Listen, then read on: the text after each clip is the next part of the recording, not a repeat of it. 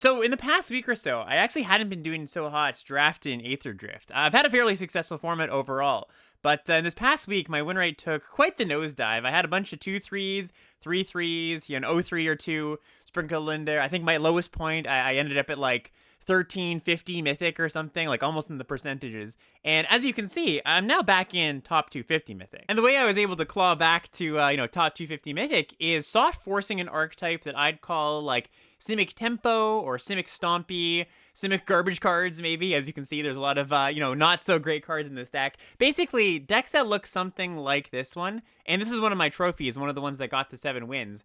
I saw a few opponents playing decks that looked like this, and I got trounced by them. And I thought, okay, well, if they're a pile of pretty unimpressive cards that you get close to the end of the pack, were pretty effective, there was a plan there, maybe that's something I can try.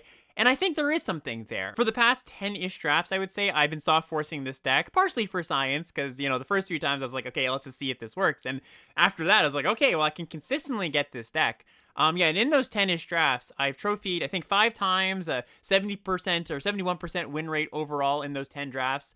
And the nice thing about this deck is I think it is pretty forcible, since you can get it together with just mostly commons that, aren't really high picks. You get at the last part of the pack. I was talking about this deck on stream today, and somebody asked me, okay, what's the difference between this deck and like a regular Simic deck? And I'm like, well, the regular Simic deck, it has good cards in it, and this deck has such all-stars as Loxodon Surveyor and Glitch Ghost Surveyor, cards that generally you would hope don't make your deck. So the idea with this deck, just like any tempo deck, is you're looking to set up a quick clock, get down some cheap threats, then keep your opponent off balance, force those creatures through.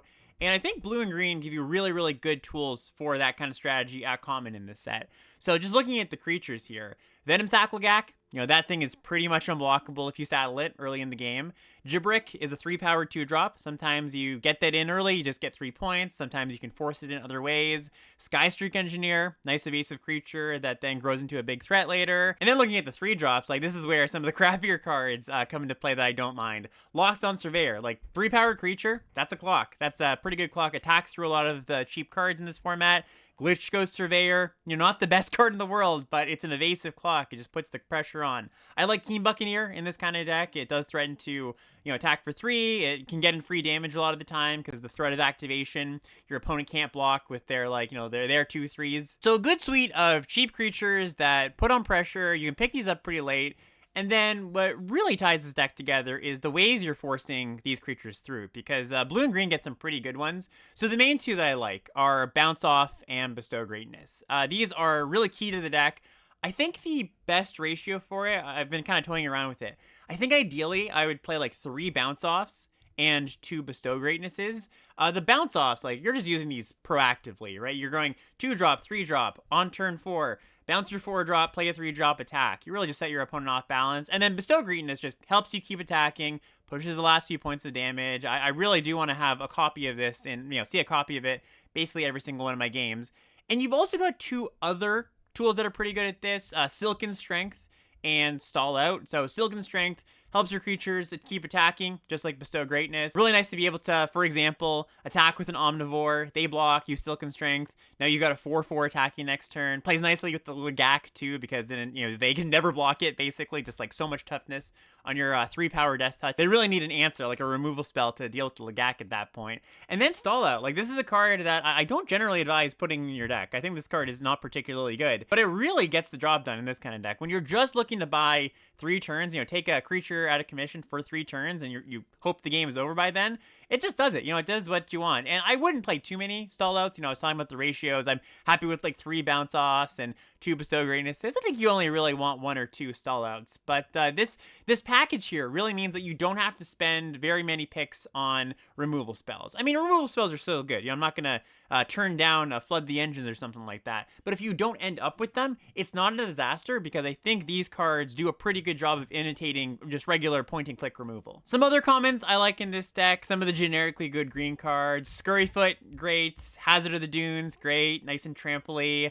Run Over, obviously pretty good. I like Beast Rider Vanguard a fair amount. You do want to make sure you've got, I don't know, I'd say 8 or 9 2-drops or cheap cards. Just really make sure that you're always playing a 2-drop on 2. So if you're under that like 8-ish counter, 7 or 8 maybe at a bare minimum, Vanguard fills that role, even though it doesn't have like a relevant combat ability. Migrating Ketrodon is playable. Like, I won't turn it down, but I don't prioritize it. Like, you really want to be focused on the cheap cards here. Not a disaster if you have to play a Ketrodon, right? Nothing too bad about it, but I won't prioritize it over any of the cheap cards, basically.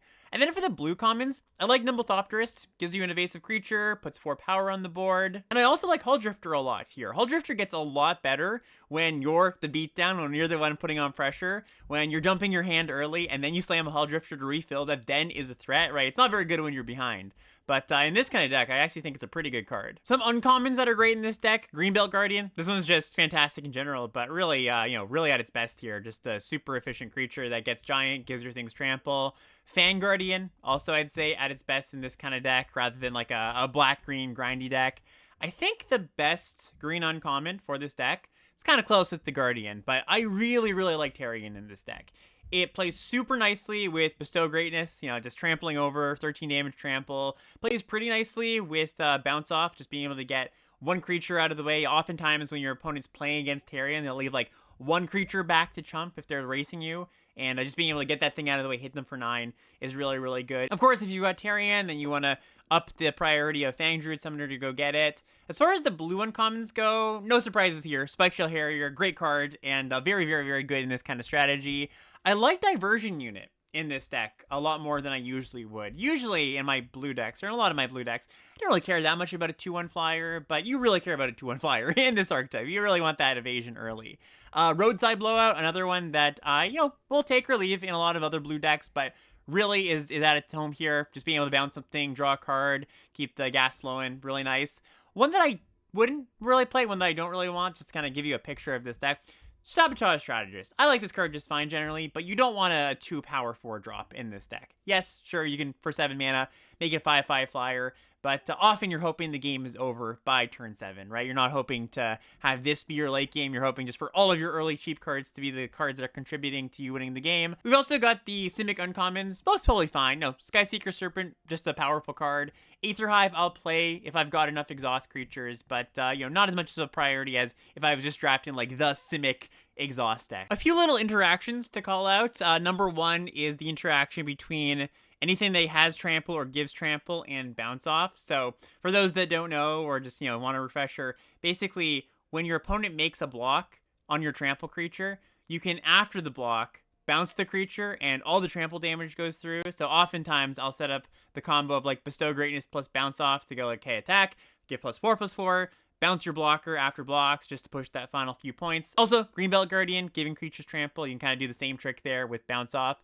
Also, Venom Saklagak, or any other way to give Death Touch. Death Touch and Trample, right? Natural combo too. Because, once again, if you're not familiar with this, if you attack with a Death Touch creature with Trample, you only have to assign 1 point of damage to the creature that's blocking it, and then the rest can trample through. And this is a deck where this kind of stuff comes up a lot. You're really going to be doing math a lot, trying to figure out, okay, they're at 13. How can I kill them over the course of 2 turns? What are all the permutations of how they're going to block, right? It's really like a mathy combat trick-centered deck. So, it really flexes those muscles in a format that isn't super combat based sometimes. You get to a lot of board states where you're just sitting around hoping to draw an impactful card. But no, the gameplay for this deck, very different. I've gotten a lot of like turn 5, turn 6 kills. And generally I think it's just pretty good versus what a lot of people are doing. If you ever have an opponent that goes tap land into tap land, I'm just like licking my lips like, all right, yeah, this is going to be an easy win. People are very focused on the late game when they're building their decks in this format. You can very easily run your opponents over. Very similar to the tap land situation when my opponent plays like a starting column or a bike on turn 3. I'm like, yep, all right, like that seals it. Basically, like the game gets a lot easier, very easy to kill when the opponent's not interacting with your early creatures, not affecting the board. I just pulled up another trophy deck, another deck that got to 7 wins, just so you can see an alternate version of what this deck might look like. Also, I've pivoted into blue-black, red-blue sometimes. Like, I think the blue tempo shell of the bounce-offs and the bounce spells and cheap flyers, you can pair that with other colors too. I just found that the high-powered creatures that green gives you support this the best. But yeah, it's totally okay to pivot if you just have one color super wide open, or maybe you're at a table where even the crappy green cards are being picked up by somebody. So it's not like you lock yourself into this specific color pair. I just think Simic is the best at executing this plan. Anyways, I hope this is helpful. Hope this is kind of interesting. The kind of a late format development. I think part of being good at a limited format late in the format is figuring out stuff like this, figuring out how to use the not so good cards to make something that's greater than the sum of its parts. Not saying necessarily that you should soft force this every single one of your drafts, but I think it's a really good tool to have in your tool belt. Anyways, thanks for watching. Hope you enjoyed. We'll see you next time.